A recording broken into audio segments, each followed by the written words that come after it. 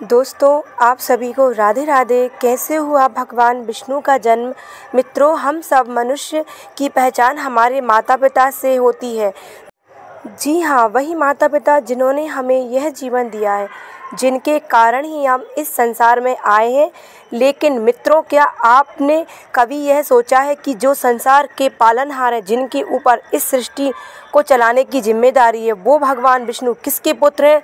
उनके माता पिता कौन हैं? आज के इस वीडियो में हम आपको भगवान विष्णु की जन्म कथा बताएंगे और ये भी बताएंगे कि कैसे वो सृष्टि के पालनकर्ता बन गए। तो मित्रों, नमस्कार और स्वागत है आप सभी का एक बार फिर हमारे यूट्यूब चैनल कन्नू में।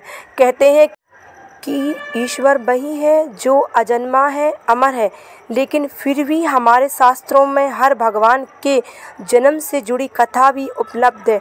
मान्यता है कि ब्रह्मा जी ने सृष्टि की रचना की है, विष्णु पालन करता है और भगवान शिव संहार करता है। सृष्टि निर्माण के वक्त भगवान सदाशिव ने विष्णु की उत्पत्ति की थी ताकि इस सृष्टि का सफलतापूर्वक संचालन हो सके।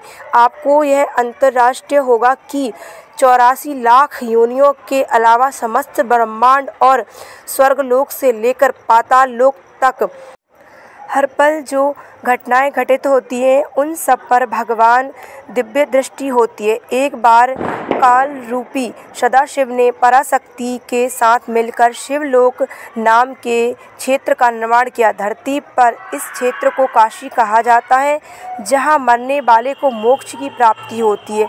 आज भी वाराणसी के मरणकर्णिका घाट पर चिताओं की कतार लगी रहती है। इस काशी में सदाशिव और पराशक्ति ने पति पत्नी के रूप में लंबे समय तक वास किया था।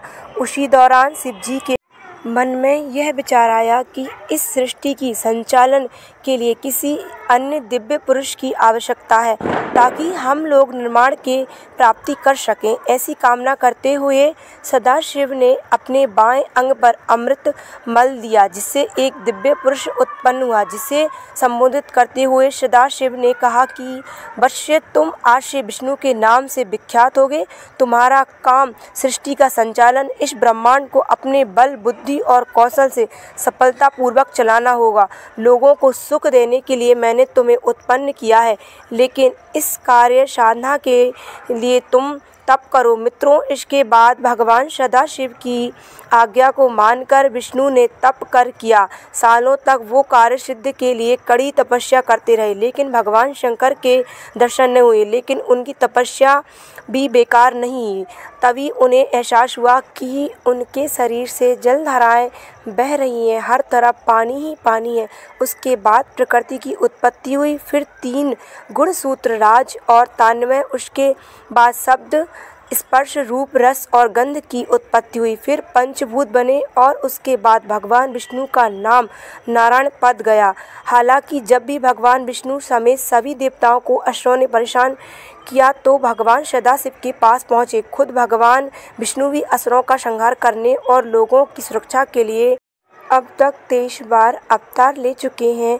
शायद उनके 10वें अवतारों के बारे में ही आप जानते होंगे, लेकिन उन्होंने अब तक 23 अवतार लिए हैं और 24वां अवतार अब कलयुग में कल्कि के रूप में होने वाला है। शास्त्रों में वर्णित है कि संभल के विष्णु यश नामक तपस्वी ब्राह्मण के घर भगवान कल्कि पुत्र के रूप में जन्म लेंगे। वेददत्त नामक सफ़ेद घोड़े पर सवार होकर पापियों का संहार करेंगे और फिर से धर्म की स्थापना करेंगे। आपको यह जानकर हैरानी होगी कि 23 में से तो 2 अवतार अभी भी धरती पर जीवित हैं। भगवान विष्णु की 19वें अवतार महर्षि वेद व्यास, जिन्होंने महर्षि पराशर के घर जन्म लिया, जिन्होंने मनुष्य की आयु और शक्ति को देखते हुए वेदों के विभाग की अभी जीवित है। उन्होंने ही पांडवों को स्वर्ग यात्रा की सलाह दी थी। इसके अलावा भगवान विष्णु के 18 अवतार महर्षि जनतंगी के पुत्र परशुराम भी अभी जीवित हैं। इन्होंने अपने पिता ऋषि जामदनी की मृत्यु का बदला लेने के लिए इस धरती को 21 बार क्षेत्रीय विहान कर दिया है।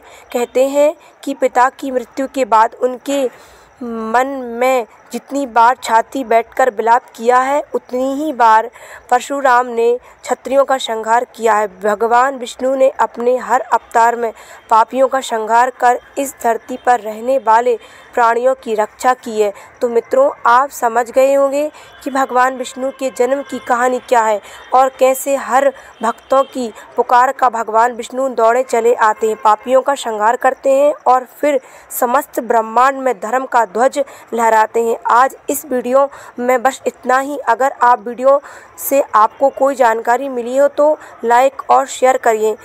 इसी के साथ आप सभी को राधे राधे।